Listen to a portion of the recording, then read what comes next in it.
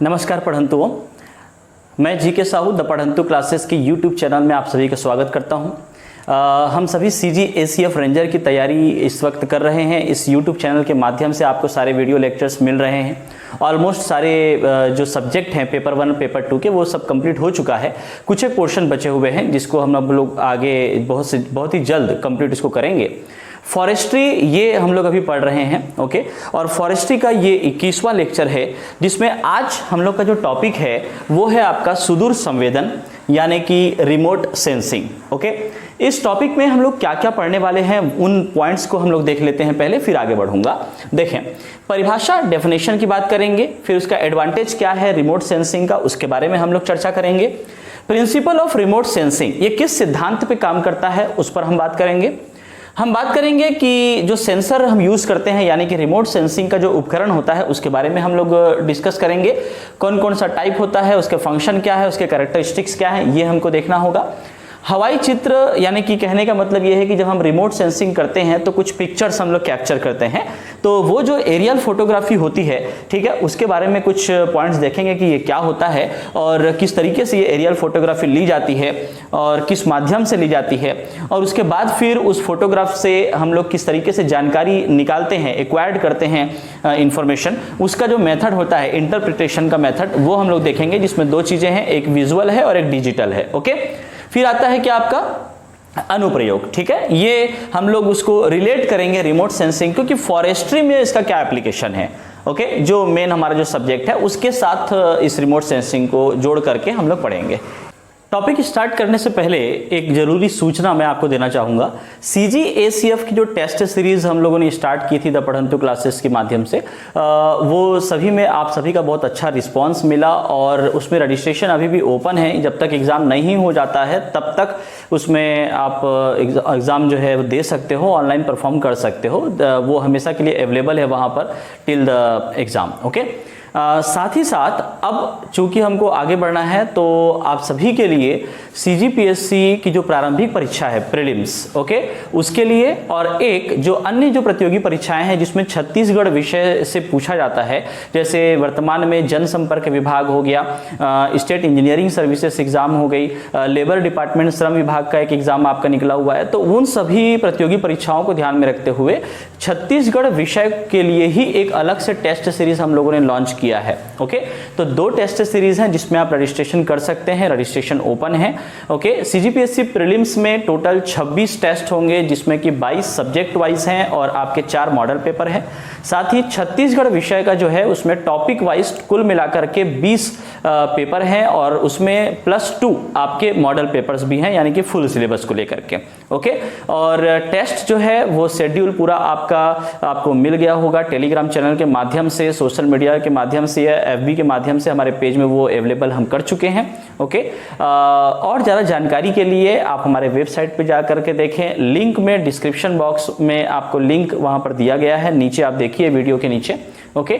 और schedule date पर वो सारे टेस्ट पेपर आपके लाइव होते जाएंगे और उसके बाद आप कभी भी वो टेस्ट दे सकते हैं, वो ऑल टाइम अवेलेबल रहेगा। आपके रजिस्ट्रेशन करने के बाद आपका जो अकाउंट बनेगा हमारे वेबसाइट में उसी में, ठीक है।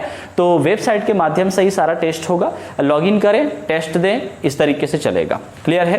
टेस्ट होने के बाद आप जो है उसका आपको पीडीएफ भी मिलेगा, क्वेश्चन पेपर आंसर की का पीडीएफ आपको मिल जाएगा ताकि बाद में भी आप कभी उसको प्रैक्टिस भी कर सकते हो, क्लियर है।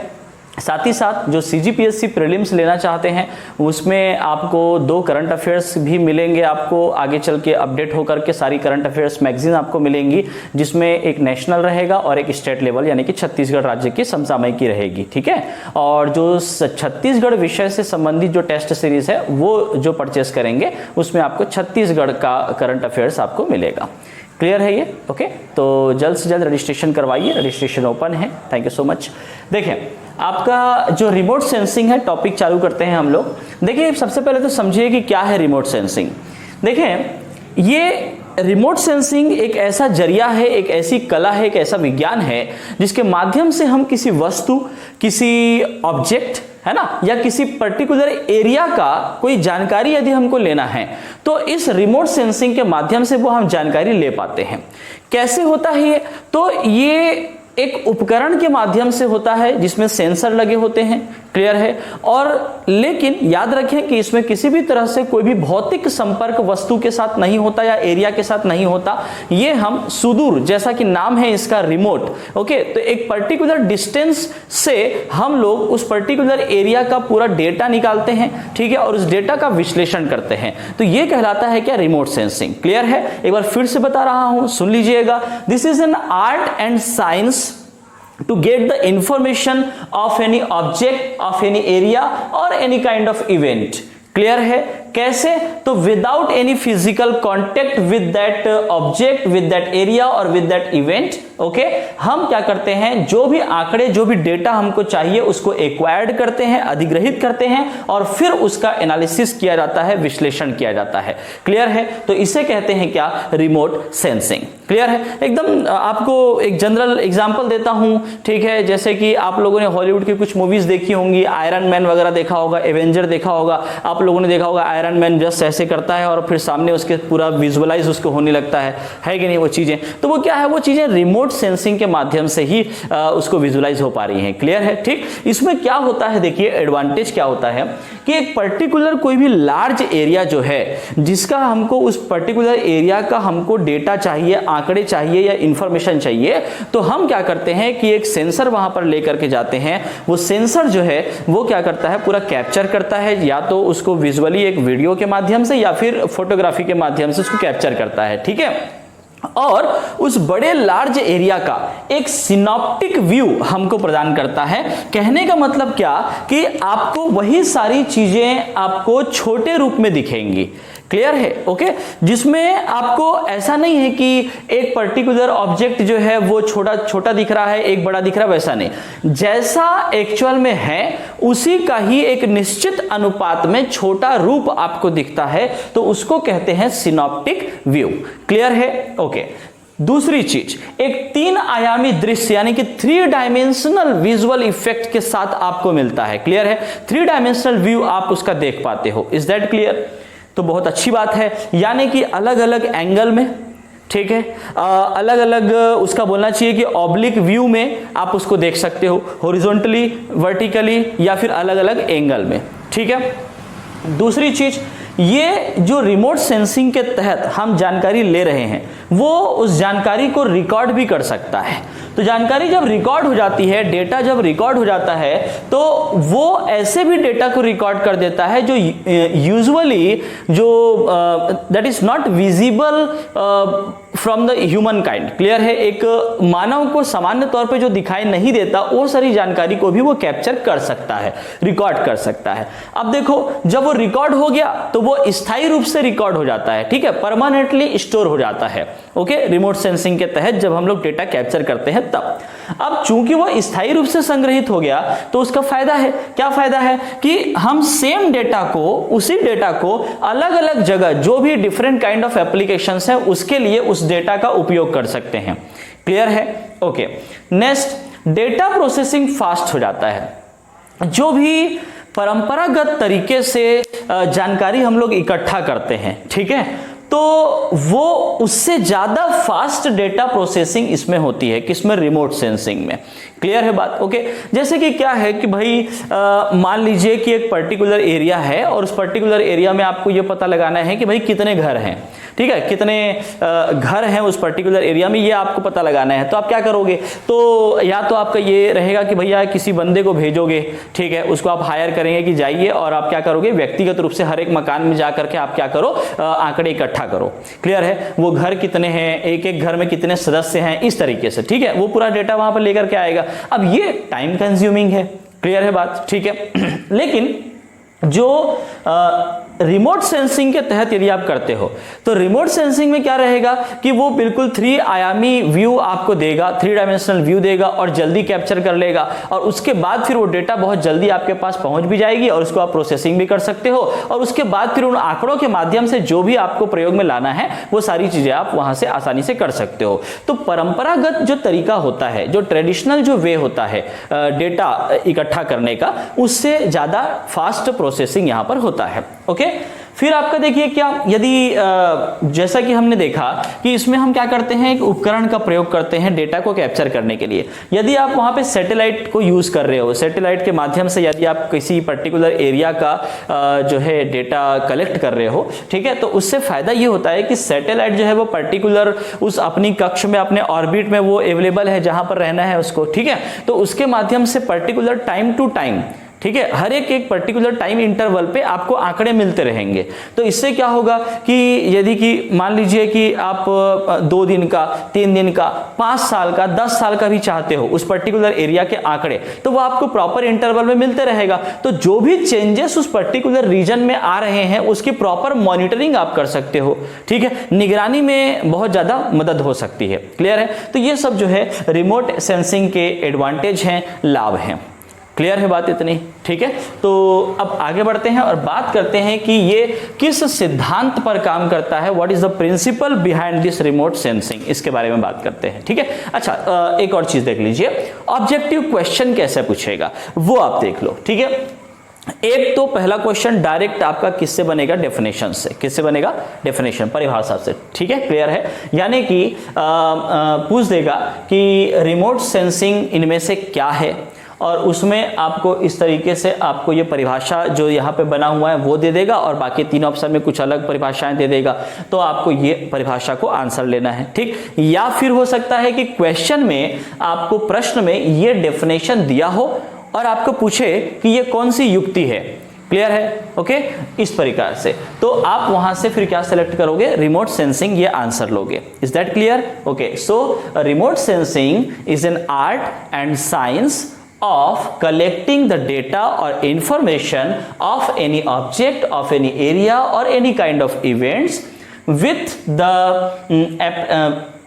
with some kind of instrument. okay, कुछ उपकरण हम लोग यूज करेंगे without any physical interaction or without any physical contact. Clear है? Okay, and then whatever acquired data we have, we will analyze that for the different kind of application. Is that clear? So this is the application part. यहां से ऐसा objective पूछेगा। ठीक, next advantages से आपको क्या पूछ देगा कि भाई बताएं कि इनमें से कौन सा जो है रिमोट सेंसिंग का एडवांटेज है, what is the advantage of remote sensing. और इसमें से ये जो यहाँ पर आपके पास सामने पॉइंट्स लिखे हुए हैं इसको ऑप्शन बना के दे देगा। ठीक है, हो सकता है कि ये 3 ऑप्शन में हो और चौथा हो उपरोक्त सभी, ऑल ऑफ द एबो, या फिर हो सकता है कि ये 2 ऑप्शन में हो और बाकी तीसरा कुछ और अलग लिख दिया और चौथा लिख दिया कि ए और बी दोनों। इस तरीके से ऑब्जेक्टिव बना करके क्वेश्चन करेगा। Is that clear? ओके, चलिए अब आगे बढ़ते हैं। ये जो एडवांटेजेस हमने पढ़ा वो किस तरीके से हमको मिल पाता है, यानी कि सिद्धांत क्या है उसके बारे में चर्चा करते हैं। रिमोट सेंसिंग के प्रिंसिपल की यदि बात की जाए तो देखिए बहुत ही सामान्य सी बात है, जैसे कि हम लोग यदि किसी वस्तु को देख पा रहे हैं, किसी ऑब्जेक्ट को देख पा रहे हैं, ठीक है, तो इसलिए क्योंकि उस पर जो प्रकाश की किरणें पड़ती हैं वो उस वस्तु से उसके आकार, उसके शेप, साइज, इसकी वजह से क्या होता है कि अलग अलग दिशाओं में वो रिफ्लेक्ट होता है। ठीक है, परावर्तित होती हैं किरणें। अब वो जो किरणें हैं जब आपकी आंखों पर पड़ती है, ठीक है, तो फिर वो आप उस वस्तु को उसको देख पाते हो। ठीक है, बाकी जो चीजें हैं उसका कलर है ना, और उसका शेप और साइज जो है वो सब डिपेंड करता है कि जो किरणें, रेस आप पर पड़ रही हैं, आपकी आंखों पे आ रही है, वो उसके तरंग दैर्ध्य, उसका वेवलेंथ कितना है, फ्रीक्वेंसी कितनी है, इस तरीके से। क्लियर है?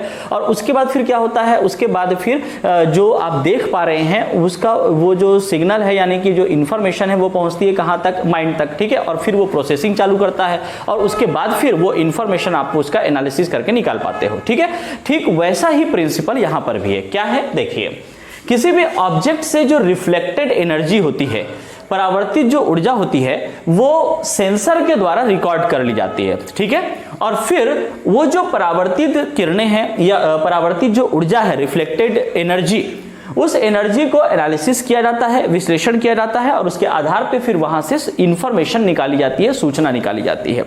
क्लियर है? अब देखिए थोड़ा सा और विस्तार में समझ लीजिए कैसे। देखें, ये है सन, ठीक है, this is the source of energy. Clear है? यही आपकी ऊर्जा का क्या है, स्रोत है। अब यहां से बहुत सी ये आपकी विद्युत चुंबकीय ऊर्जा जो है वो पृथ्वी तक पहुंचती है। क्लियर है? तो इलेक्ट्रोमैग्नेटिक जो एनर्जी है ये मान लीजिए किसी वस्तु पर यदि पड़ी तो वो क्या होती है, अलग अलग उसके हिस्से आप देख सकते हो। कैसे कि ये जो कुल मिलाकर के विद्युत चुंबकीय ऊर्जा इस वस्तु पर आपतित हुई, इंसिडेंट हुई, उसके तीन अलग अलग हिस्से हुए मेनली। एक तो या तो वो रिफ्लेक्ट हो जाएगी यानी कि परावर्तित हो जाएगी ऊर्जा, या फिर कुछ उस ऑब्जेक्ट के द्वारा क्या हो जाएंगी, एब्जॉर्ब कर ली जाएगी, अवशोषित कर ली जाएगी यानी कि अवशोषित ऊर्जा, ओके, या एब्जॉर्ब्ड एनर्जी, या फिर कुछ जो एनर्जी है वो क्या हो जाएगी, ट्रांसमिट हो जाएगी या संचरित हो जाएगी यानी कि संचरित ऊर्जा, ट्रांसमिटेड एनर्जी। क्लियर? तो ये जो विद्युत चुंबकीय ऊर्जा है ये आपका तीन हिस्से में बढ़ जाता है। ठीक, एक तो आपका रिफ्लेक्टेड एनर्जी यानी कि परावर्तित ऊर्जा, या इसी को हम प्रतिबिंबित ऊर्जा भी कहते हैं। ठीक, एब्जॉर्ब्ड एनर्जी यानी कि अवशोषित ऊर्जा, और ट्रांसमिटेड एनर्जी यानी कि आपका क्या, संचरित ऊर्जा। इन तीन भागों को मिलाकर के कुल जो आपकी इंसिडेंट एनर्जी है, ठीक, या विद्युत चुंबकीय ऊर्जा है, इलेक्ट्रोमैग्नेटिक ऊर्जा, ये तीन हिस्सों में बढ़ जाती है। ठीक, और फिर क्या करते हैं कि इन्हीं जो रेज हैं, इन्हीं में से ये जो रिफ्लेक्टेड रेज है इसका हम लोग क्या करते हैं, इसको वो सेंसर क्या करेगा, रिकॉर्ड कर लेगा, और इसी का विश्लेषण करके हमको सूचना मिल पाएगी। क्लियर है? अब थोड़ा सा और डिटेल देखिए, जो ये हम विद्युत चुंबकीय ऊर्जा की बात कर रहे हैं, ये पर्टिकुलर किसी सन से जो प्रकाश इस धरती पर पहुंचती है, ठीक है, तो उसमें एक अलग अलग किरणों का एक क्रम होता है, बोलना चाहिए कि एक स्थिति होती है अलग अलग रेस की, अलग अलग किरणों की। ओके, तो वो जो स्पेक्ट्रम बनता है, इलेक्ट्रोमैग्नेटिक स्पेक्ट्रम, उसमें बहुत सारी अलग अलग रेज होती हैं, जैसे cosmic rays, gamma rays, X rays, ultraviolet किरणें, विजिबल रेस जो दृश्य प्रकाश हम बोलते हैं, जो हमको विजिबल होती हैं, ठीक है, वो इंफ्रारेड रेज हो गई, माइक्रोवेव रेज हो गई, और रेडियो वेव्स हो गई। क्लियर है? तो ये सब जो किरणें हैं वो उनके तरंग दैर्ध्य के हिसाब से ये अलग अलग नाम हैं। ओके, अब तरंग दैर्ध्य यानी कि वेवलेंथ, ये आप लोग जानते ही होंगे, जो वेव्स होती हैं, ठीक है, तो इसमें वेव्स में जो एडजेसेंट पीक होता है, इसी दोनों के बीच का जो डिस्टेंस होता है उसको तरंग दैर्ध्य बोलते हैं। क्लियर है? ठीक, और फ्रीक्वेंसी, फ्रीक्वेंसी क्या हो जाएगा, एक पर्टिकुलर जो साइकिल है वो जब रिपीट होने लगता है तो वो फ्रीक्वेंसी कहलाती है। ठीक है, अब देखो इसमें कॉस्मिक रेज जो है उसकी वेवलेंथ कितनी है, 10⁻⁻7 माइक्रोमीटर से कम होती है। ठीक है, गामा रेस उससे ऊपर चले जाओ, 10⁻⁻7 से 10⁻⁴ माइक्रोमीटर जो है उसके बीच होता है। वैसे ही एक्स किरणों की ये आपका लिखा हुआ है, इसको देख लीजिए, अल्ट्रावायलेट रेस ये देख लीजिए आप, विजिबल रेस दृश्य प्रकाश का 0.4 से 0.76 माइक्रोमीटर के बीच में होता है वेवलेंथ। क्लियर है?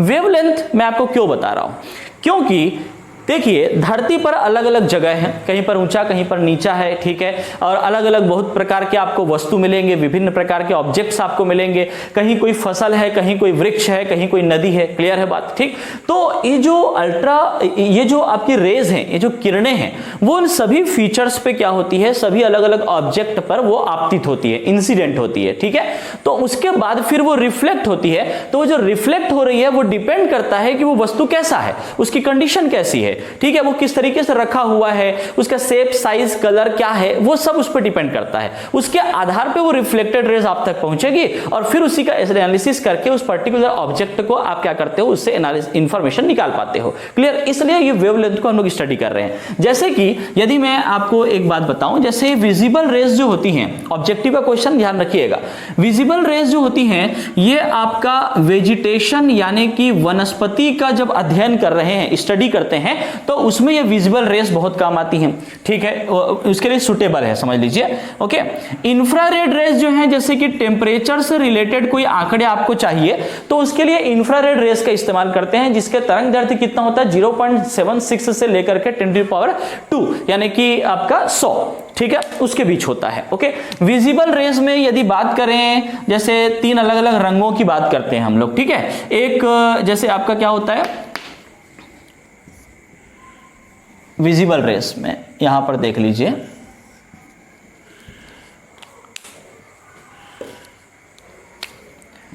ब्लू कलर है, ठीक, ग्रीन कलर है और रेड कलर है। ठीक है। तो ब्लू कलर जो होता है या ब्लू रेज जो होती हैं नीली किरणें, उसका जो तरंग दैर्ध्य होता है 0.4 से 0.5 होता है। ग्रीन का यदि बात करें तो ये 0.5 से 0.6 और रेड की यदि बात करें तो 0.6 से 0.7। क्लियर है बात? ओके।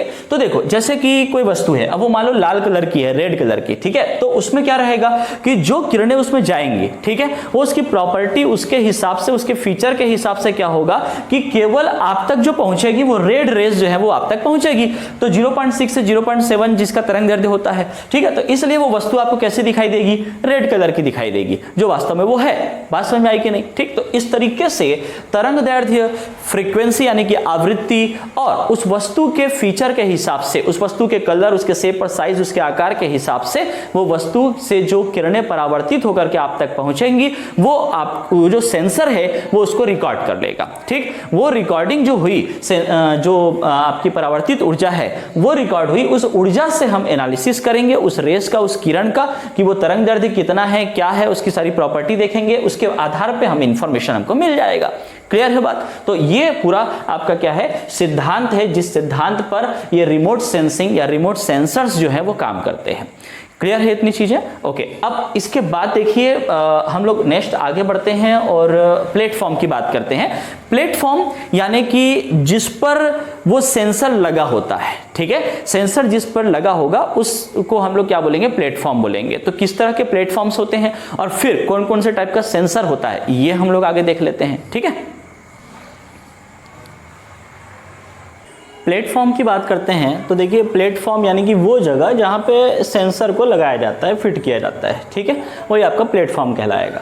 अब ये दो टाइप का हो सकता है, एक तो आपका होता है एयरबोर्न प्लेटफॉर्म और दूसरा होता है स्पेस बोर्न प्लेटफॉर्म। ठीक है, एयरबोर्न प्लेटफॉर्म जो है वो उसमें दो तरीके से हम लोग उसको यूज में लाते हैं। एक तो या तो बलून, ठीक है, गुब्बारे में सेंसर लगा रहेगा, ठीक है, और एयरक्राफ्ट जो होती हैं, हेलीकॉप्टर हो गया, ड्रोन्स हो गए, सेल फॉर्म्स हो गए, ठीक है, तो उसमें सेंसर लगा होता है। ठीक है, तो ये जो चीजें हैं ये क्या करेंगी? ये आपको एरियल फोटोग्राफी में आपको मदद करेगी। तो आपको जो प्लेटफॉर्म ये मिल रहा है वो एयरबोर्न कहलाएगा। क्लियर है? लेकिन देखिए कुछ रेस्ट्रिक्शन होता है, जैसे बलून है, गुब्बारा जो है, तो इसमें थोड़ा रेस्ट्रिक्शन हो जाएगी। कैसे भाई? कि पर्टिकुलर जिस एरिया में आपको इस बलून के सहारे सेंसर को लेकर के जाना है, रिमोट सेंसिंग करनी है, तो फिर वहां पर वायु की गति कितनी है, डायरेक्शन किस तरफ है, वो सब अपने को देखना पड़ेगा। ठीक है, तो थोड़ा सा रेस्ट्रिक्शन वहां पे आ जाता है बलून के लिए। ओके, विंड डायरेक्शन और विंड वेलोसिटी वगैरह अपने को थोड़ा सा ध्यान में रखना होता है। एयरक्राफ्ट की बात करें तो हेलीकॉप्टर, ड्रोन्स, ये जो हैं आपको बेहतर तरीके से रिमोट सेंसिंग फैसिलिटी प्रोवाइड कर सकते हैं। ठीक है, हेलीकॉप्टर या ड्रोन्स जो हो गए, और ये ज़्यादा वाइड एरिया को कवर करेगा। क्लियर है ना? ये सारी चीज़ें। अभी स्पेस बोर्न प्लेटफॉर्म की बात करते हैं तो स्पेस बोर्न यानी कि जो अंतरिक्ष से संबंधित या अंतरिक्ष में जो फ्री फ्लाइंग ऑर्बिट जो ऑब्जेक्ट होते हैं जिसको हम सैटेलाइट कहते हैं, ठीक है, वो आपका स्पेस बोर्न प्लेटफॉर्म प्रोवाइड करता है। ठीक है, तो उपग्रह में हम लोग क्या करते हैं? रिमोट सेंसर हम लोग लगा देते हैं। तो ऐसे उपग्रह को हम लोग क्या बोलते हैं? रिमोट सेंसिंग सैटेलाइट बोलते हैं। क्लियर है? ओके, तो अब उपग्रह भी दो प्रकार का होता है, आप जानते हो, जैसे कि जियो स्टेशनरी जो भूस्थैतिक जो होता है वो आपका जो पृथ्वी की जो भूमध्य रेखा है, इक्वेटर है, उससे 36,000 किलोमीटर पर क्या होता है? वो उस ऑर्बिट पे वो परिक्रमा करता है, चक्कर लगाता है। ठीक है, वहां पे मोशन में कर रहता है। पोलर सैटेलाइट या ध्रुवीय सैटेलाइट या नेचुरल रिसोर्स सैटेलाइट की यदि बात करें तो ये आपका मैक्सिमम जो है 800 से 1000 किलोमीटर के एल्टीट्यूड पर, ऊंचाई पर ये परिक्रमा करता है। ठीक है, पोलर जो रहेगा वो आपका नॉर्थ पोल से साउथ पोल, ऐसा यानी कि पोल टू पोल, ध्रुव से ध्रुव, ऐसा ये मोशन में रहता है। और जियो स्टेशनरी की बात करें तो ये आपका वेस्ट टू ईस्ट परिक्रमा लगाता है। ठीक है, तो इसमें क्या होता है दरअसल कि जैसे देखो ये आपकी क्या है? ये पृथ्वी है, ठीक है, ये हो गया अर्थ। ओके, अब इसमें एक लो ऑर्बिट होगा। लो ऑर्बिट जो होता है वो किस तरीके से रहेगा? तो ये इस तरीके से रहेगा, लाइक दिस, ठीक है, या इस तरीके से होगा, ऐसा है ना। और एक होता है आपका जो कि 36,000 किलोमीटर पे यानी कि इक्वेटर से और बहुत दूर पे होता है। ठीक है, तो वो लाइक ऐसा होगा। समझे कि नहीं? तो ये जो है ये आपका इक्वेटर से 36,000 किलोमीटर पे है। ये आपका यहां पर जो सैटेलाइट रहेगा वो सैटेलाइट आपका क्या रहेगा कि वेस्ट टू ईस्ट डायरेक्शन में मूव करेगा। अब ये जो अर्थ है वो भी अपने एक्सिस के अराउंड क्या होता है, वेस्ट टू ईस्ट ही मूव करता है कि नहीं?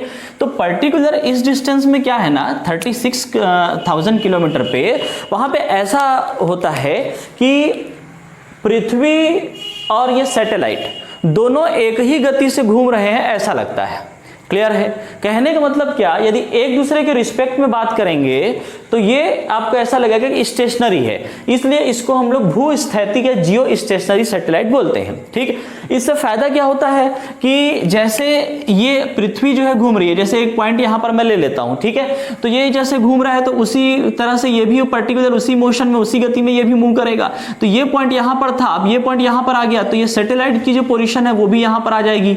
समझे कि नहीं? ओके, तो पर्टिकुलर इस एरिया का लगातार पर्टिकुलर उसी निश्चित क्षेत्र का एरिया का हमको क्या मिलता रहेगा, इंफॉर्मेशन मिलता रहेगा, रिकॉर्ड वो होता रहेगा।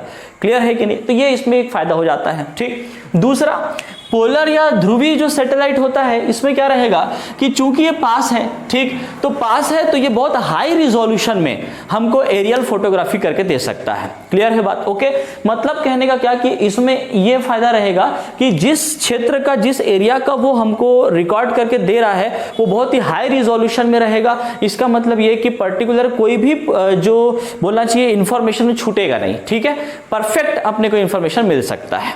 Is that clear? ओके, तो ये एक चीज आपका रहता है ना। तो जैसे भूस्थैतिक जो है वो पर्टिकुलर जो टाइम टू टाइम चेंज होता है, ऐसे पैरामीटर्स को मेजर करने के लिए हम लोग इस जियो स्टेशनरी सैटेलाइट का यूज करते हैं रिमोट सेंसिंग के लिए। ओके, जैसे बोला जाए तो जैसे वेदरिंग, मौसम यदि की जानकारी हमको लेनी है ना, तो मौसम के लिए हम लोग यहाँ पर इसको यूज करेंगे, भूस्थैतिक वाला जो है ना उसको हम लोग यूज करेंगे रिमोट सेंसिंग के लिए। ठीक है, कुछ इंडियन रिमोट सेंसिंग सैटेलाइट्स हैं, उसके नाम यदि आप रखेंगे, याद रखें तो बेहतर रहेगा।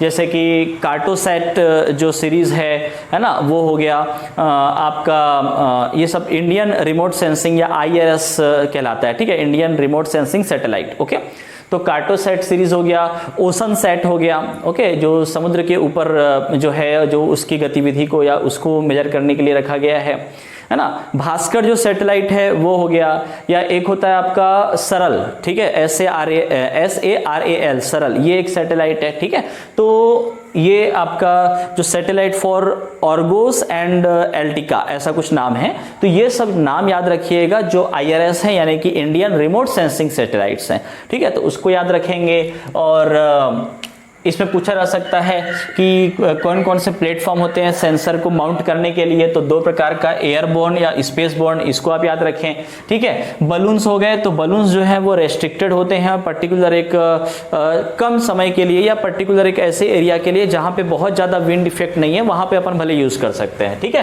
पर्टिकुलर वहां पर। या ऐसा भी आप देख सकते हो जैसे कि कुछ साल पहले ना गूगल ने मैपिंग करने के लिए क्या किया था, ऐसे बहुत सारे गुब्बारे अलग अलग जगह पे लगा रखे थे।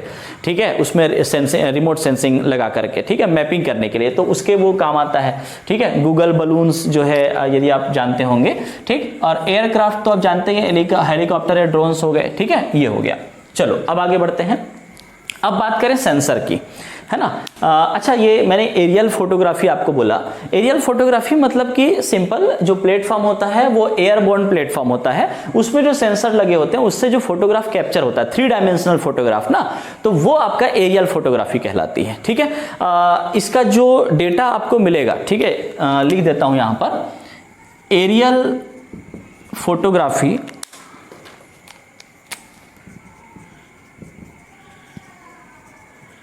ठीक है, ये एरियल फोटोग्राफ्स आपको मिलेंगे कहां पर, विद द सर्वेयर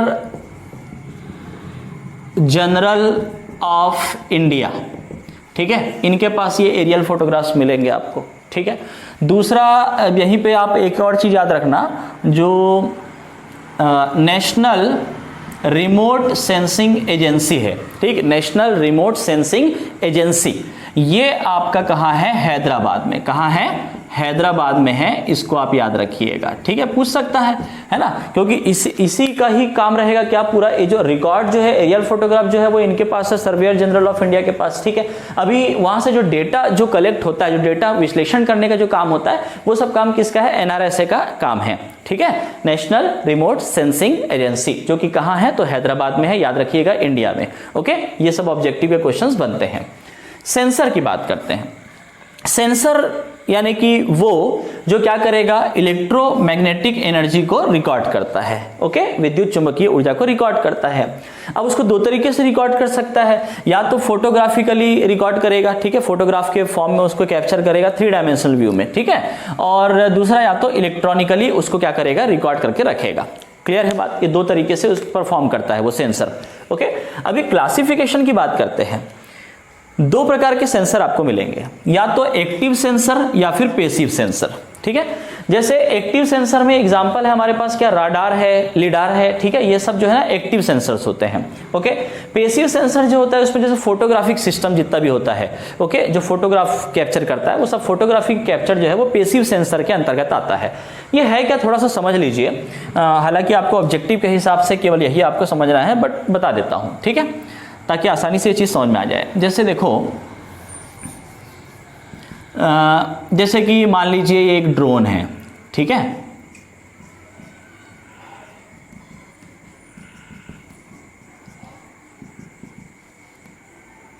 क्लियर। अब ये जो ड्रोन है, ओके, ये क्या करेगा कि सपोज कुछ फसल वगैरह यहां पर लगी हुई है। ओके, ये क्रॉप्स हैं, फसल हैं, ठीक, और इसको कैप्चर करना है, इस पर्टिकुलर एरिया को कैप्चर करना है। ओके, तो क्या करेगा ये ड्रोन कि अगर ये इसमें एक्टिव सेंसर लगा है, तो एक्टिव सेंसर क्या करता है कि इसमें वो एक युक्ति होती है, ऐसा प्रोसेस होता है कि यही जो है वो एनर्जी एमिट करती है। ठीक है, एनर्जी यही सोर्स ऑफ एनर्जी होगा, इसी से एनर्जी इसमें एमिट होगा, इसमें आएगा। ठीक है, और फिर इसी को क्या करेगा, फिर डिटेक्ट करेगा। ये जो सेंसर है, क्लियर है, खुद ही एनर्जी एमिट किया और वहां से डिटेक्ट कर लेगा। तो ये हो गया क्या आपका एक्टिव सेंसर। क्लियर है, ओके, जिसमें राडार और लीडार ये सब यही करता है। ठीक है ना, ये डायरेक्ट आपको क्या करेगा, इसी से जो प्रकाश जारी है वही क्या करके इसमें वापस डिटेक्ट होकर के हमको उसका इंफॉर्मेशन देगी, रिकॉर्ड होकर के। पेसिव में क्या रहेगा, पेसिव में जैसे कि ये क्या हो गया, ये सन हो गया, ठीक है, सूर्य हो गया, और ये सूर्य से इलेक्ट्रोमैग्नेटिक रेज जो है वो जाएंगी। क्लियर है, तो ये इस पर पड़ेंगी। ओके, और उसके बाद फिर ये जो ड्रोन है, ठीक, ये ड्रोन क्या करेगा, ये जो सनलाइट जो इस पर पड़ी, जिसके इलेक्ट्रोमैग्नेटिक एनर्जी इस पर आई, इस इलेक्ट्रोमैग्नेटिक एनर्जी के रेस को वो क्या करेगी, इसको डिटेक्ट करेगी। ठीक है, वही अपना क्या, ब्लू, ग्रीन और रेड। ठीक है, ये जो ब्लू, ग्रीन और रेड जो रेज हैं उसको वो क्या करेगी, डिटेक्ट करेगी और उसको रिकॉर्ड कर लेगी। ठीक है, उसके बाद फिर वहां से हम एनालिसिस कर लेंगे। ठीक है, तो इस तरीके से ये जो है ना, ये क्या कहलाएगा, ये पेसिव सेंसर कहलाएगा। ओके, तो सिंपल है, एक्टिव सेंसर में एनर्जी वो खुद ही वहां पर क्या कर रहा है, एमिट कर रहा है, उसी को डिटेक्ट कर रहा है। यहां पर क्या हो रहा है, जो सोर्स ऑफ एनर्जी है वो सनलाइट है।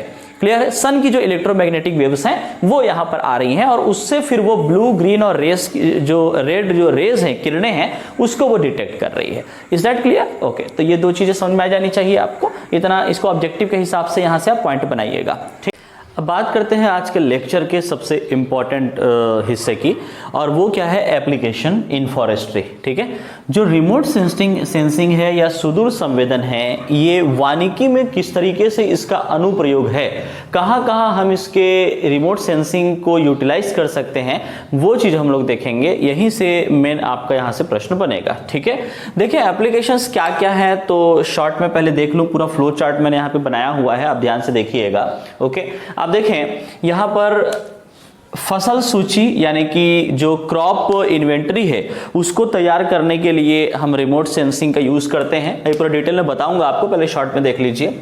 वाटरशेड जो मैनेजमेंट है, जल ग्रहण प्रबंधन, वहां पर हम रिमोट सेंसिंग यूज करते हैं। जो मृदा संसाधन प्रबंधन है यानी कि सॉइल रिसोर्स मैनेजमेंट, वहां पर हम यूज करेंगे। अवेलेबिलिटी ऑफ वाटर, इस पर हम रिमोट सेंसिंग यूज कर सकते हैं। लैंड जो डिग्रेडेशन हो रहा है, अवक्रमण हो रहा है, वहां पर रिमोट सेंसिंग के जरिए निगरानी रखी जा सकती है। और जितने भी डैमेज हैं उसका असेसमेंट करना, वाइल्ड लाइफ मैनेजमेंट, वन्य जीव प्रबंधन और मॉनिटरिंग करने के लिए ये इन सभी चीज़ों में रिमोट सेंसिंग जो है ये बहुत हेल्पफुल युक्ति हमारे पास है। क्लियर है? देखिए, ये फॉरेस्ट्री को पूरा एक तरह से जो असेसमेंट का जो काम करना है, सर्वे का जो काम करना है, वो फॉरेस्ट सर्वे ऑफ इंडिया ये जो है संस्था वो काम करती है। ठीक है, गवर्नमेंट ऑर्गेनाइजेशन है फॉरेस्ट सर्वे ऑफ इंडिया, ये पूरा काम करेगी। और जो रिपोर्ट इसके आधार पे तैयार करेगी फॉरेस्ट सर्वे ऑफ इंडिया, ठीक, वो उसको जारी भी करती है स्टेट फॉरेस्ट सर्वे रिपोर्ट के आधार पर। ठीक है, ओके। तो वो जो वन रिपोर्ट तैयार होता है वो भी फॉरेस्ट सर्वे ऑफ इंडिया के द्वारा होता है। ठीक, अब देखो थोड़ा सा इसको डिटेल में समझते हैं, है ना। जैसे मॉनिटरिंग की बात हो रही है, तो मॉनिटरिंग जो होता है वो किस तरीके से होता है, तो देखो जैसे जो वन आवरण में परिवर्तन आ रहा है, ओके, साल दर साल या 5 साल में या 10 साल के अंतराल में ये असेसमेंट होता है कि फॉरेस्ट कवर में कितना चेंज आया और कैसे आया। ठीक है, अब ये रिमोट सेंसिंग इसमें कैसे हेल्पफुल होता है थोड़ा सा समझ लीजिए। जैसे किसी पर्टिकुलर एरिया में अपन क्या करते हैं कि सैटेलाइट इमेज लेते हैं, सैटेलाइट में जो सेंसर लगा है वो काम करेगा, रिमोट सेंसिंग वहां से होगी। ठीक है, अब यदि उस पर्टिकुलर एरिया में जो कैनोपी डेंसिटी है वो यदि 40% या उससे ज्यादा है तो वो आपका डेंस फॉरेस्ट यानी कि सघन वन कहलाता है। ठीक है, ये सारे पॉइंट आप लिखते चलिएगा तो बेहतर रहेगा। ओके, यदि कैनोपी डेंसिटी 40% या मोर देन 40% है तो वो आपका सघन वन कहलाता है। ठीक है, हम क्या करेंगे कि सैटेलाइट इमेज जो कैप्चर हुआ है, ठीक है, वो हमको क्या करेगा कि एक आपको 3 डायमेंशनल व्यू में हमको एक एरियल फोटोग्राफी करके हमको फोटोग्राफ एक देगा। ठीक है, अब उससे हम लोग एनालिसिस करेंगे। क्लियर है? यानी कि क्या होता है कि जैसे समर टाइम है तो गर्मी के टाइम पे क्या रहता है कि तापमान बहुत ज्यादा होता है। ठीक है, पत्तियां उतनी हरी भरी नहीं होंगी या झड़ चुकी होंगी। ठीक है, यहाँ पे हरी भरी चीजें कम दिखाई देंगी। ठीक, मानसून के टाइम पे क्या होगा कि पत्तियां हरी भरी होंगी, ये पूरा हरा भरा आपको पूरा ग्रीनरी वहां पे आपको दिखाई देगा। क्लियर है? मानसून के टाइम पे, है ना। तो ये अलग अलग समय पे अलग अलग नेचर होता है ट्रीज का, ट्री की स्पीसीज का। ठीक है, और उसके सारे कैरेक्टरिस्टिक्स का, तो उसी बिहेवियर को ध्यान में रखते हुए इमेज कैप्चर करते हैं अलग अलग टाइम पे। ओके, अब उससे हम एनालिसिस करते हैं कैनोपी डेंसिटी को, यानी कि हम क्या कर रहे हैं, रिमोट सेंसिंग ने सेंस कर लिया, अब वहां से हम इंटरप्रिटेशन कर रहे हैं, यानी कि इंफॉर्मेशन की कोडिंग कर रहे हैं। क्लियर है? जो उसने कैप्चर किया है वहां से इंफॉर्मेशन निकालना, दैट इज इंटरप्रिटेशन। ओके, अब वो 2 तरीके से होता है, या तो विजुअल या तो डिजिटल। ठीक है, विजुअल कहने का मतलब क्या है कि देख करके उसके कलर, उसके टेक्सचर, शेप, साइज, ठीक है, उसका पैटर्न, उसके संरचना को समझते हुए हम इंफॉर्मेशन निकालेंगे तो वो विजुअल इंटरप्रिटेशन कहलाएगा। एक दूसरा होता है क्या आपका डिजिटल प्रोसेसिंग, जिसमें हम क्या करेंगे कि एक डिजिटल इमेज प्रोसेसिंग सॉफ्टवेयर हम लोग यूज करेंगे कंप्यूटर पे।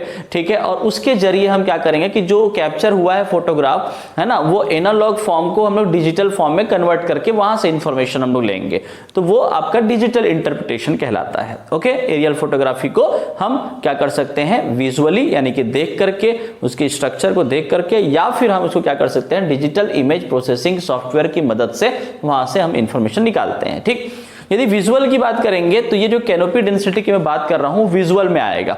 ओके, सो आपने लिखा 40% और एबव, तो कैनोपी डेंसिटी वो ज्यादा है, इसका मतलब यह है कि वो सघन वन है। इस तरीके से हम फॉरेस्ट कवर को रिमोट सेंसिंग के जरिए हमने पता लगा लिया, आइडेंटिफिकेशन हमने कर लिया। ओके, दूसरा, यदि 10 to 40% के बीच में है तो वो आपका ओपन फॉरेस्ट कहलाता है, खुला वन कहलाता है। ठीक है, कैनोपी डेंसिटी 10 to 40%, समझे कि नहीं। यदि उस पर्टिकुलर एरिया पे हमको सलाइन सॉइल नजर आ रहा है, ठीक है, क्षारीय प्रकृति है, या वो एक इंटरटाइडल जोन है, ज्वारीय जोन है वहां पर, तो वो पर्टिकुलर जो फॉरेस्ट होगा वो क्या होगा, मैनग्रोव फॉरेस्ट होगा। क्लियर है बात ये? ठीक, फिर वैसे ही मान लीजिए कि यदि कैनोपी डेंसिटी 10% से भी कम है, है ना, यानी कि हरा भरा भाग जो है, क्राउन वाला पार्ट जो है वो आपको बहुत कम दिख रहा है, 10% से भी कम है, यानी कि लैंड एरिया आपको ज्यादा दिखेगा। ओके, झाड़ियां आपको दिखेंगी, तो वो स्क्रब फॉरेस्ट के अंतर्गत आएगा। क्लियर है बात? ओके, और आउटसाइड ऑफ फॉरेस्ट कैसे पहचानेंगे? तो कैनोपी डेंसिटी और भी बहुत कम रहेगा। क्लियर, हरा भरा भाग आपको दिखेगा ही नहीं, तो समझ जाइए कि वो क्या हो जाएगा, वो फॉरेस्ट से बाहर का एरिया है।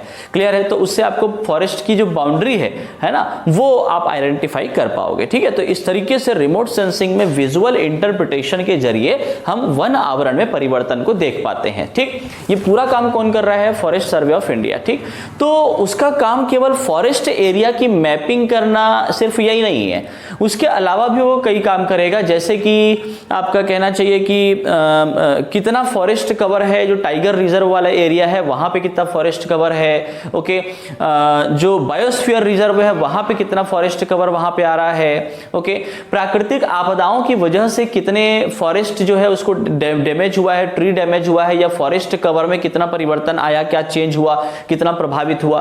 पूर्वोत्तर की तरफ आप चले जाइए, जो नॉर्थ ईस्ट स्टेट्स है इंडिया के, तो उधर जो शिफ्टिंग कल्टीवेशन होता है तो उसकी वजह से कितना एरिया जो है प्रभावित हुआ है। ओके, इन सारी चीजों की मैपिंग करना और उसको आइडेंटिफाई करना, ये पूरा काम जो है वो आपको उस फॉरेस्ट सर्वे की रिपोर्ट में मिल जाएगा।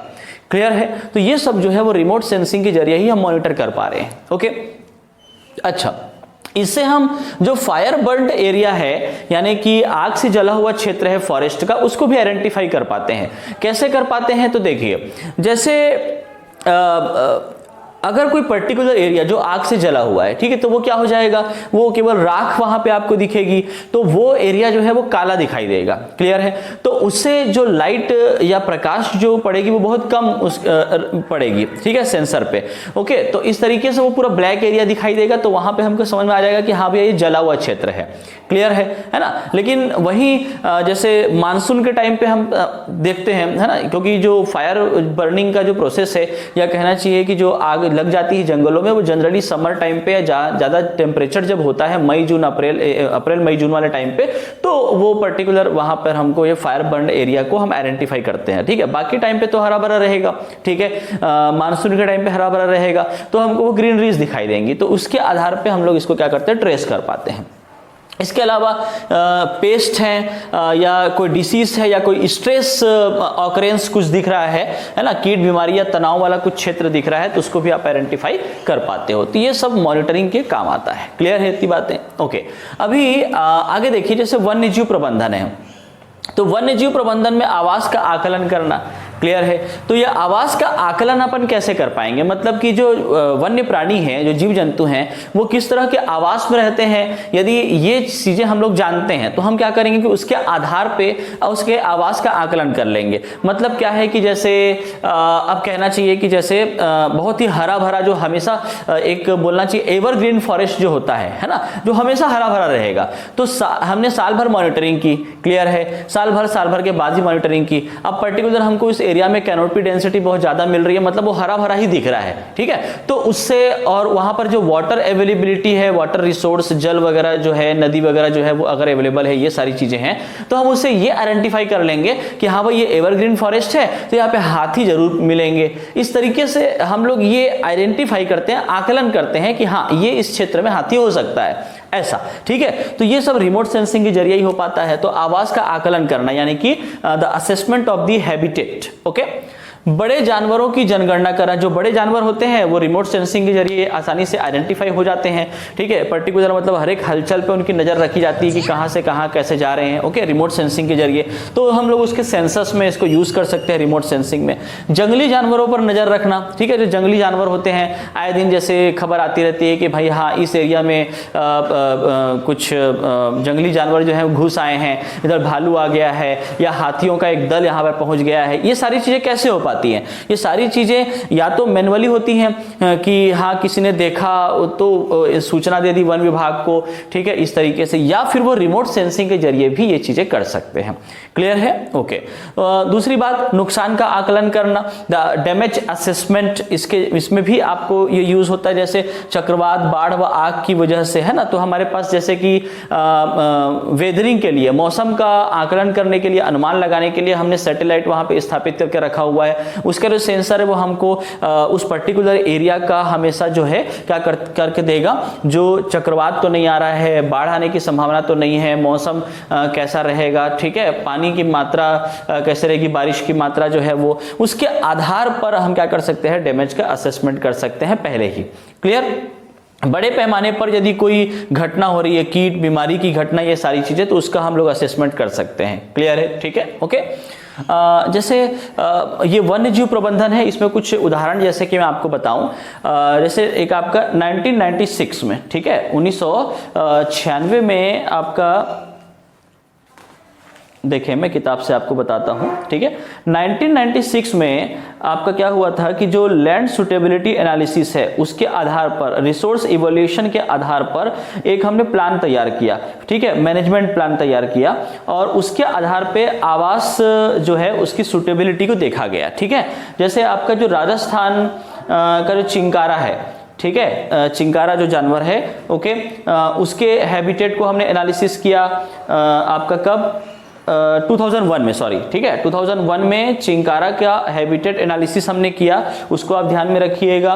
ओके, राजस्थान का ये प्राणी है, मुख्य रूप से वहां पर पाया जाता है। ओके, फिर आपका 96 में जो है वनस्पतियों के आधार पर सांभर जो जानवर है उसका क्या आवासीय सुटेबिलिटी रहेगा, उसको हमने एनालिसिस किया। ओके, तो ये सारी चीजें आप थोड़ा सा उदाहरण के तौर पे याद रखिएगा। ओके, 96 सांभर, ठीक है, उसका आवास को हमने आकलन किया, और 2001 में चिंकारा राजस्थान का, उसके आवास का हमने आकलन किया, जो हैबिटेट जिस तरह के आवास में वो रहते हैं, ठीक है, उसको रिमोट सेंसिंग के जरिए आइडेंटिफाई करके। Is that clear? ठीक, वैसे ही कार्बेट नेशनल पार्क है आपका, ठीक है, वहां पर टाइगर जो है वो पाया जाता है, तो उसके टाइगर को टाइगर के आवास को हमने एनालिसिस किया। कैसे एनालिसिस किया? तो हमने कुछ फैक्टर्स को ध्यान में रखते हुए एनालिसिस किया, जैसे वनस्पति के कौन से प्रकार वहां पे पाए जाते हैं, वन का घनत्व कितना है, ठीक है, स्लोप क्या है वहां पर, ओके, ह्यूमन इंटरफियरेंस या डिस्टर्बेंस कितना है वहां पर, और जो वाटर रिसोर्स है उससे कितना डिस्टेंस है जंगल का, या जंगल के भीतर कितने वाटर रिसोर्सेस हैं, ये सब के आधार पे कार्बेट नेशनल पार्क में टाइगर के आवास को, उसके हैबिटेट को एनालिसिस किया गया था। कब? 2009 में। क्लियर है? इसको इवेल्युएट किया गया। ओके, तो ये कुछ एग्जांपल्स हैं, इसके जरिए आप लोग इस चीजों को समझ सकते हो। ओके, और ये हो सकता है कि ऑब्जेक्टिव में इस तरीके से पूछा भी जा सके। ओके, हाँ, क्योंकि एप्लीकेशन है। आगे बढ़े, लैंड डिग्रेडेशन। ठीक है, लैंड डिग्रेडेशन कैसे होगा? तो या तो बंजर भूमि की अधिकता होगी, यानी कि बंजर भूमि आपको कैसे दिखाई देगा, जो वेस्ट लैंड है वो, कि उसमें कई सालों से कोई हरा भरा पार्ट आपको दिखेगा नहीं रिमोट सेंसिंग में, तो आप समझ जाएंगे कि हाँ भैया, अगर 5 साल से ज्यादा तक वहां पर किसी भी तरह का हरा भरा हिस्सा आपको कभी नजर ही नहीं आया रिमोट सेंसिंग में, ठीक है, तो आप समझ जाएंगे कि हाँ ये जो एरिया है वो बंजर भूमि है। ओके, अब इस तरीके से उसमें कितनी अधिकता है वेस्ट लैंड की, ठीक है, उसके आधार पे हम लैंड डिग्रेडेशन को आइडेंटिफाई कर पाएंगे। ठीक है, मिट्टी की कुछ समस्या है क्या, उसको आइडेंटिफाई कर पाएंगे। जो वाटर लॉगिंग जो होता है, हमेशा कहीं किसी क्षेत्र में जल भरा हुआ है हमेशा, ठीक है, तो उस पर्टिकुलर एरिया को आप आइडेंटिफाई कर पाओगे। ओके, वाटर की अवेलेबिलिटी, उसके लिए क्या करना पड़ेगा, जितने भी आपके वाटर बॉडीज हैं उसकी आप मॉनिटरिंग करोगे, है ना, कि आपका, यानी कि हम क्या करेंगे जी, पानी वाला एरिया है, ठीक है, तो पर्टिकुलर वहां पानी है तो वाटर रिजर्वायर है, अब अपन आइडेंटिफाई करते रहेंगे, साल दर साल उसकी निगरानी करेंगे रिमोट सेंसिंग के माध्यम से कि उसमें पानी की मात्रा कितनी है। ठीक है, पर्टिकुलर उस एरिया में पहले जैसे कि एक पर्टिकुलर इतने एरिया में आपको पानी दिखाई दे रहा था, अब हो सकता है कि 2 साल 3 साल के बाद थोड़ा कम एरिया में पानी दिखाई दे रहा है, तो कितना अवेलेबल है वो हम लोग वहां से क्या कर सकते हैं, रिमोट सेंसिंग के माध्यम से उसको पता कर पाएंगे। ठीक है, वैसे ही भूमिगत जल की खोज करना, यह भी हम लोग रिमोट सेंसिंग के माध्यम से कर पाते हैं। मृदा संसाधन प्रबंधन में क्या आ जाएगा, पूरा लिस्ट तैयार हम कर सकते हैं, पर्टिकुलर अलग अलग एरिया में अलग अलग तरह की सॉइल होगी, तो सॉइल का, मिट्टी का क्या होता है कि अलग अलग टेक्सचर भी होता है। क्लियर है बात, है ना, जैसे कि आपका ब्लैक सॉइल है तो ब्लैक सॉइल बहुत ज्यादा ब्लैक दिखाई देगा। क्लियर है, कोई और दूसरी मिट्टी है उसका कलर अलग दिखाई देगा, तो उस कलर के हिसाब से जब हम लोग रिमोट सेंसिंग करेंगे तो उस कलर के हिसाब से क्या होगा कि पर्टिकुलर जो किरणें हैं, है ना, उसको वो परावर्तित करके वापस सेंसर को भेजेगी, सेंसर उसको डिटेक्ट करेगा। तो आप देख लीजिए कि भैया हाँ कौन से कलर की या कौन से तरंग दैर्ध्य का किस रेंज का जो किरण है वो हमारा डिटेक्ट हुआ है सेंसर तक, तो उसके आधार पे उसकी हम लोग क्या करेंगे, कलर को मेजर कर पाएंगे, उसको आइडेंटिफाई कर पाएंगे, है ना, इस तरीके से। जैसे क्या होता है कि बहुत ज्यादा सलाइन सॉइल है ना, क्षारीय मिट्टी है, तो क्या होगा कि बहुत ज्यादा क्षारीय है तो व्हाइट कलर का टोन वहां पे दिखाई देगा, ठीक है। तो व्हाइट टोन से हम लोग आइडेंटिफाई कर लेंगे, सेंसर आइडेंटिफाई कर लेगा, डिटेक्ट कर लेगा कि वो एक लवणीय मिट्टी है, क्षारीय मिट्टी है, इस तरीके से। आई बात समझ में, ठीक। ओके, तो इस तरीके से हम क्या करेंगे, पर्टिकुलर एरिया में कौन सी मिट्टी पाई जाती है उसका एक लिस्ट तैयार कर सकते हैं, उसका फिर असेसमेंट किया जा सकता है, फिर उसका इवेल्युएशन भी किया जा सकता है भूमि का या लैंड का। ओके, वाटरशेड मैनेजमेंट, जैसे कि हम लोगों ने देखा, वाटरशेड मैनेजमेंट में क्या होता है कि एक पर्टिकुलर एक स्लोप होगा, ठीक है। अब अलग अलग चैनल से अलग अलग धाराएं जो है वो आती हैं और एक पर्टिकुलर एक सिंगल पॉइंट पे, एक सिंगल जगह पे वो सारे जो चैनल से अलग अलग जो धाराएं आ रही है पानी की, वो क्या होती है आकर के एक सिंगल जगह पे मिल जाती हैं। फिर वो वहां से क्या होता है कि या तो उसको किसी और चीज के लिए हम लोग इस्तेमाल करते हैं या फिर वो भूमिगत स्रोत के अंदर चली जाती है, ठीक है। तो वहां से जो भूमिगत जल है उसका स्तर बढ़ता है, वो वाटरशेड मैनेजमेंट के अंतर्गत आता है ना। तो इससे क्या होगा कि जल ग्रहण प्रबंधन की विशेषताओं को ध्यान में रखते हुए पर्टिकुलर किसी एरिया में स्लोप वगैरह को हम लोग आइडेंटिफाई कर लेंगे कि स्लोप इधर ज्यादा है इधर कम है, तो जो भी वाटर बॉडीज से या जो भी वाटर स्ट्रीम्स हैं वो पर्टिकुलर हाई स्लोप से लो स्लोप की तरफ, मतलब इस तरफ आएगी। तो इस तरफ आएगी तो यहां पर हमको कहां पर उसको एक सिंगल पॉइंट दे सकते हैं जहां पे वो पूरा इकट्ठा हो पानी, ठीक, और फिर वहां से हम अलग अलग उसको इस्तेमाल करें। तो इस तरीके से पूरा जो जल ग्रहण प्रबंधन है उसकी विशेषता और प्राथमिकता को ध्यान में रखते हुए, उसके कैरेक्टरिस्टिक्स और प्रायोरिटीज को ध्यान में रखते हुए पर्टिकुलर उसका डेवलपमेंट, ठीक, और उसकी निगरानी को या मॉनिटरिंग को हम लोग अच्छे से कर पाएंगे, ठीक है। तो ये पूरा जो है आपका रिमोट सेंसिंग एप्लीकेशन इस फॉरेस्ट्री के अंतर्गत आता है। Is that clear? ठीक है, तो ये आप इसको याद रखिएगा। ऑब्जेक्टिव के हिसाब से आपको पूछा जा सकता है कि इनमें से क्या रिमोट सेंसिंग के एप्लीकेशन में शामिल है या नहीं है। ओके, या फिर जो मैंने आपको कुछ एग्जांपल्स बताए 1996 का, 2001 का, ठीक है, उसको आप याद रखिएगा कि वन्यजीव प्रबंधन में हमने रिमोट सेंसिंग का इस्तेमाल किया। ओके, इसके लिए मेनली हम लोगों ने क्या किया कि आपका जो रिमोट सेंसिंग सैटेलाइट है हमने उसका इस्तेमाल किया है, ठीक है। तो रिमोट सेंसिंग सैटेलाइट में मुख्य रूप से कार्टोसैट, ओशनसैट, है ना, और जो भी आपको मैंने नाम बताए थे भास्कर जो सैटेलाइट्स हैं, ये सब इंडिया के रिमोट सेंसिंग सैटेलाइट्स हैं। अन्य नाम और भी हो सकते हैं, उसको आप एक होमवर्क आपके रख लीजिए, उसको आप सर्च करिएगा नेट पे और वो आपको मिल जाएगा, उसको नोट करके रख लीजिएगा, उसको पूछा जा सकता है। ओके, पर्टिकुलर जो कुछ पर्टिकुलर कहीं पे काम हुआ है, ठीक है, तो उसको ध्यान में रखते हुए वहां पर हमने किस सैटेलाइट की मदद से निगरानी की, रिमोट सेंसिंग सैटेलाइट की, वो वहां पर पूछा जा सकता है। ओके, ये सारी चीजें, इन घटनाओं को रिमोट सेंसिंग के जरिए हम पूरा रिकॉर्ड कर लेते हैं और रिकॉर्ड करके उस डेटा को हम अलग अलग समय में अलग अलग एप्लीकेशंस के लिए उसका यूटिलाइज करते हैं। क्लियर है इतनी बातें? तो ये सब ध्यान में रखिएगा। ये है आपका remote sensing. Okay, so thank you so much. फिर से मैं आपको मिलूंगा नेक्स्ट क्लास में बहुत जल्द। Okay, thank you so much.